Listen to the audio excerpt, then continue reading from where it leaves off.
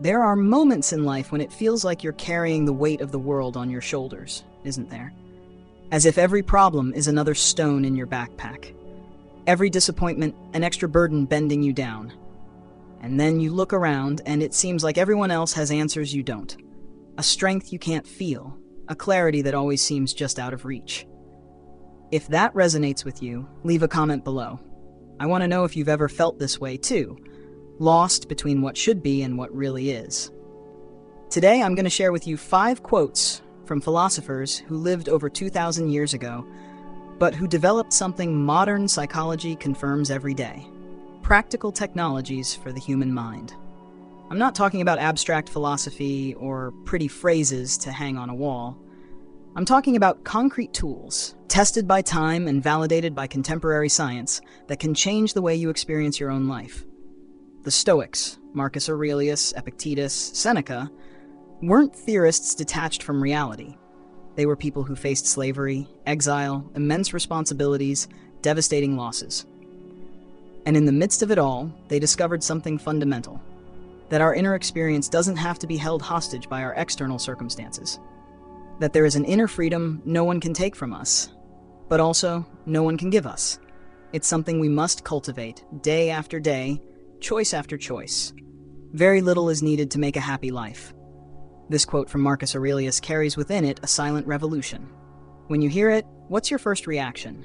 Resistance? Skepticism?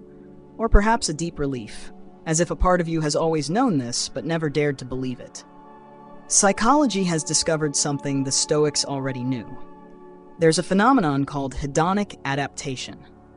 It means our mind has a natural tendency to return to a baseline level of well-being, regardless of external changes. You can win the lottery or lose your job, get married or divorced, move into your dream home or face illness, and within a few months, your level of happiness tends to return to a baseline that has more to do with your internal processes than with what's happening around you. This doesn't mean circumstances don't matter. Of course they do. But it means we drastically overestimate the long-term impact they'll have on our well-being. And when Marcus Aurelius says very little is needed, he's not minimizing life. He's pointing to where our real capacity for happiness lies: in the quality of our attention, the depth of our presence, and the conscious choice of how we interpret and respond to what we experience. Carl Rogers, the humanistic psychologist, observed something similar when he spoke about the actualizing tendency of human beings.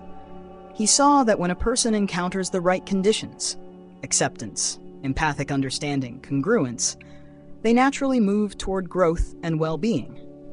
Not because they have everything they want, but because they are aligned with who they truly are. Think for a moment, how many times have you postponed your happiness, waiting for some external condition to be fulfilled? How many times have you told yourself, "I'll be okay when I get that," or "I'll feel complete when this changes"? The Stoics called that an illusion.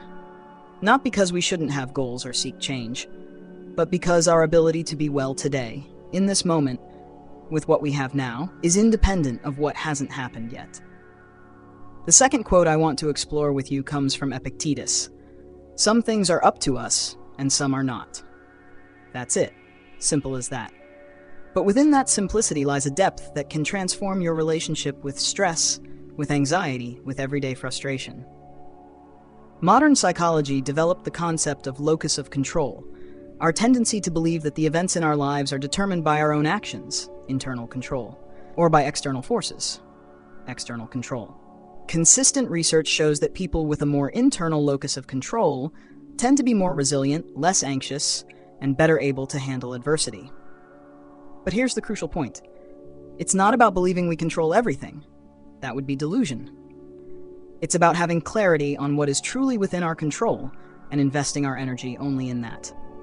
Epictetus, who lived as a slave for years, knew better than anyone what uncontrollable circumstances meant. And it was precisely that extreme experience that led him to discover a kind of freedom no one could take from him: the freedom to choose his inner responses. Imagine for a moment that you're in a storm at sea. You can't control the wind, the waves, the rain, but you can control how you steer the rudder, how you adjust the sails, how you position yourself in the boat.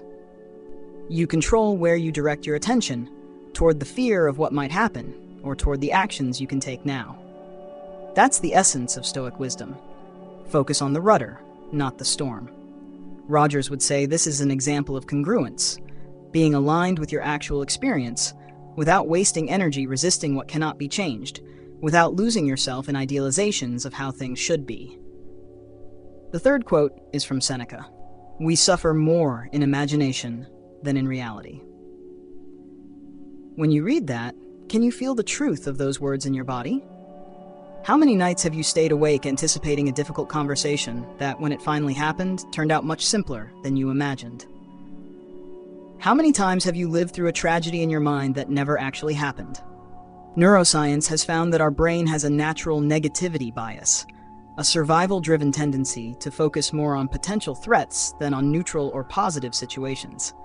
It helped us survive as a species, but in our modern lives, it often traps us in worry cycles that cause more suffering than the actual situations we fear.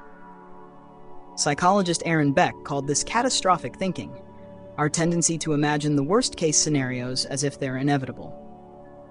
Seneca, 2,000 years before Beck, had already identified this pattern and developed practices to deal with it. One of the most powerful Stoic techniques is negative visualization, consciously imagining the loss of something you value, not to torture yourself, but to cultivate gratitude for what you have now and to prepare your mind for change when it comes. It's like mentally rehearsing different scenarios, not to brace for the worst, but to realize your ability to deal with hardship is greater than you think.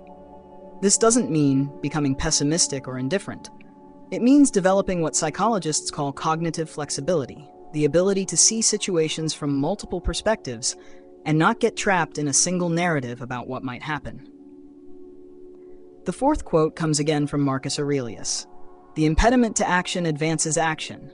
What stands in the way becomes the way.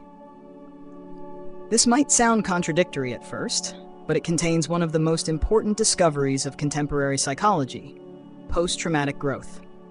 Researchers have found that many people, when facing significant adversity, not only recover, they grow. They develop greater inner strength, deeper relationships, a more intense appreciation for life, and a clearer sense of what truly matters.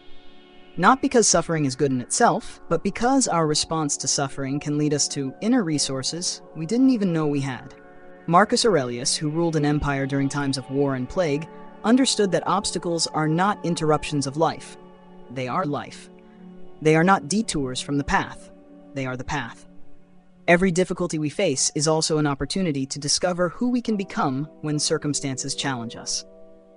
Rogers had a deep trust in this human capacity to grow through adversity. He saw that when a person allows themselves to fully feel their experience, even the pain, even the confusion, without judging it, something moves toward healing and growth.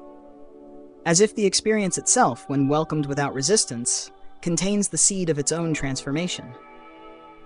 This doesn't mean romanticizing suffering or pretending to be grateful for painful things. It means recognizing that our capacity to find meaning, to extract wisdom, to connect more deeply with ourselves and with others, can be strengthened by the very circumstances we most fear. The fifth and final quote is from Epictetus. It's not things that disturb us, but the views we take of them. This sentence is like a key that opens the door to a completely new understanding of our emotional experience. Cognitive psychology has confirmed what Epictetus already knew. Between an event and our emotional response, there is always an interpretation. And that interpretation, that view we take of things, is where our freedom lies. Not the freedom to control events, but the freedom to choose what they mean to us. Imagine two people who lose their job on the same day.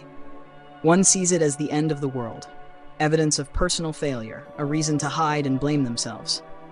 The other sees it as a chance to rethink their career, a push from the universe to try something new, an opportunity to discover unknown strengths. The situation is identical. The experience is completely different. The difference lies in the view. This doesn't mean we should pretend bad things are good, or that we can just think positively to solve everything. It means we have more power over our inner experience than we usually realize.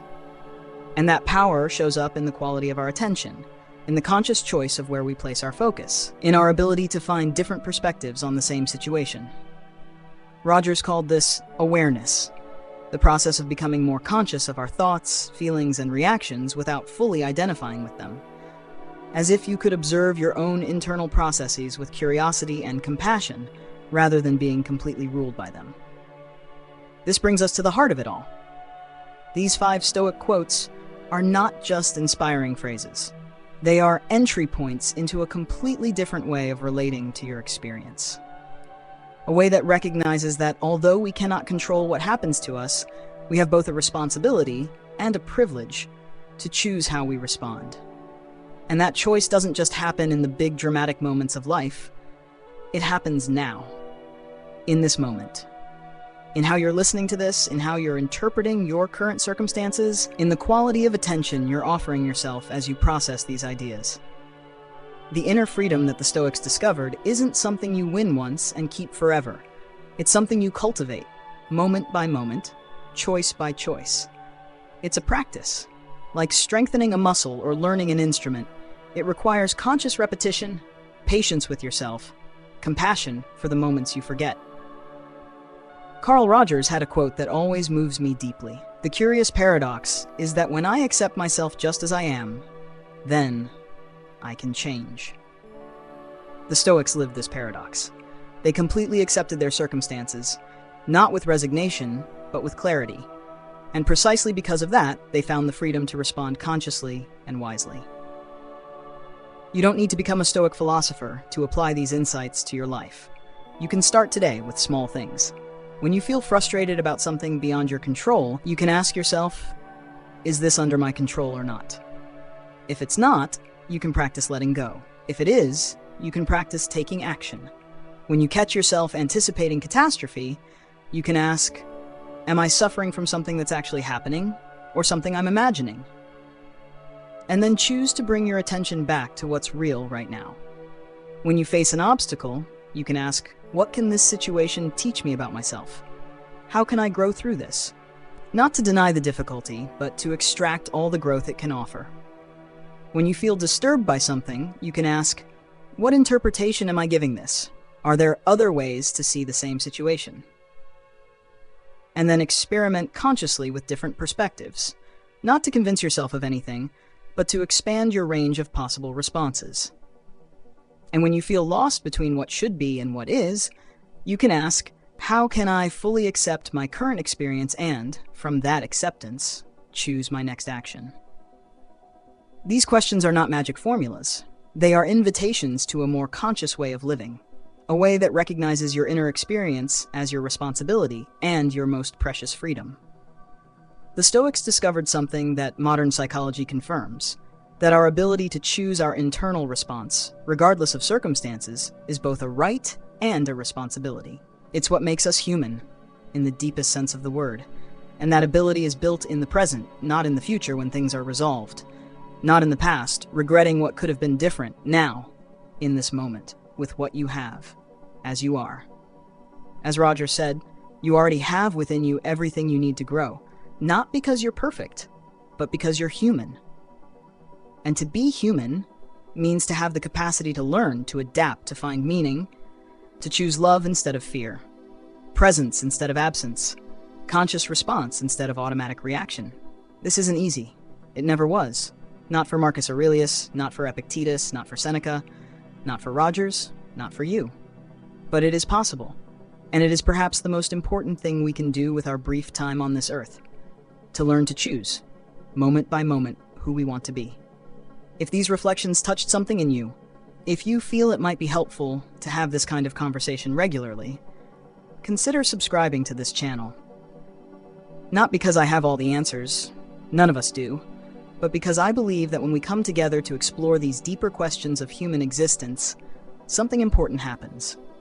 Something that reminds us of who we can be when we consciously choose our response to life.